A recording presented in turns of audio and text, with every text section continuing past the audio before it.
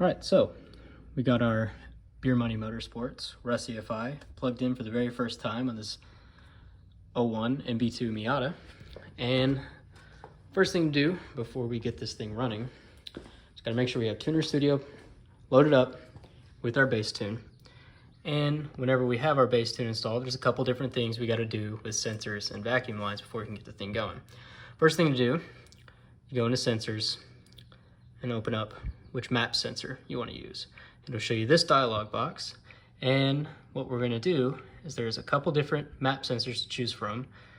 And the way that you can tell which map sensor to choose, you'll see if you go here and you burn the wrong one to the tune, your map gauge will actually go down to 0. We don't even have atmospheric pressure anymore because the sensor's not going to pick it up.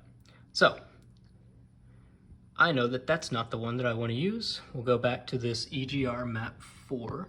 It's currently what we're going to use for this.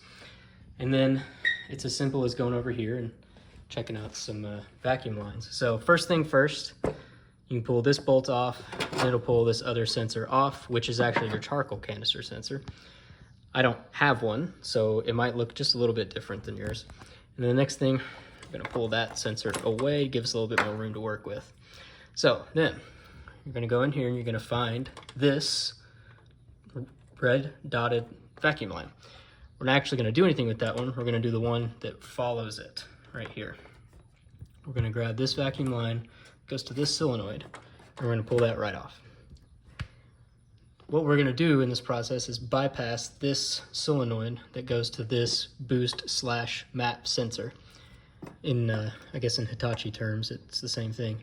That has a vacuum line that is connected to this sensor underneath. It's very hard to see, but push down and it'll actually pull that vacuum line straight off the nipple. And then it's as simple as going and getting your long vacuum line that runs over here from before and connecting it up to the nipple on that.